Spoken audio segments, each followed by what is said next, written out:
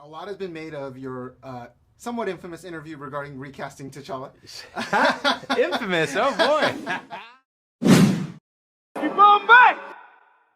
Nate, congratulations on the film. Oh, thank you, man. It's such an emotionally heavy film, Yeah. and beautiful as well.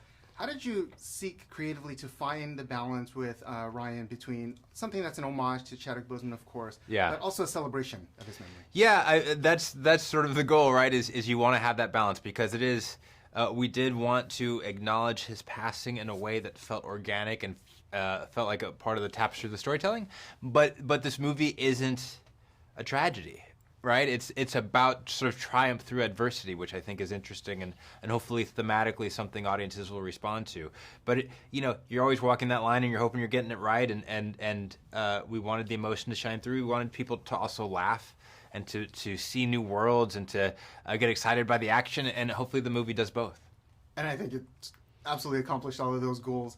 Now, you've, of course, worked with Ryan through the first film, and I would love to hear how, from your view, his creative process and him personally creatively have evolved from the first film to this film. Yeah, I think he's become even more collaborative. Part of it was the ambition of the film asked for it, right? And part of it was the circumstances in which we were making the film demanded it. Obviously, filling the void in Chadwick's absence is difficult and requires many hands.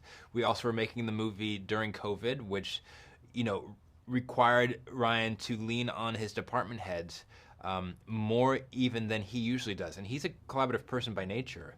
But to see him really become, I think, an even more successful leader was really impressive. Absolutely. Now, a lot has been made of your somewhat infamous interview regarding recasting T'Challa.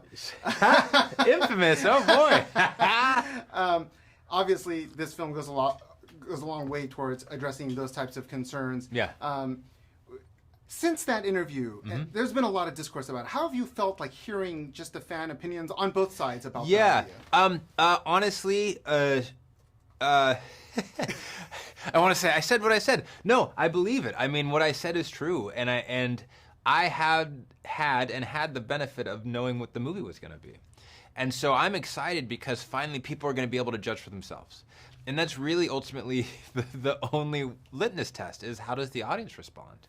So all of the talkback is completely valid and fair, and now people are going to judge the movie on its own merits. And it could still bother people that we'd made the decision we made. I think hopefully some people find celebration in it and the reason for it, but I think we made the best version of the movie we knew how to.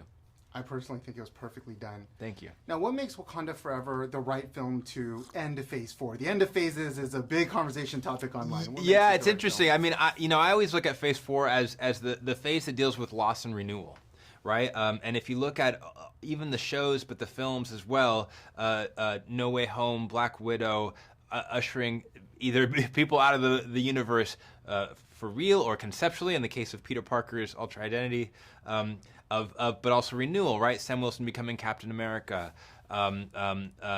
Kate Bishop taking on the mantle of the new Hawkeye, She-Hulk becoming, Moon Knight stepping forward, She-Hulk stepping forward, and this movie, a new Black Panther, a potentially new force in Namor, Ironheart. These are all new characters and ideas that are coming forth through this time of transition that I think is really powerful. And now Phase 5 gets to continue those stories forward in an exciting way.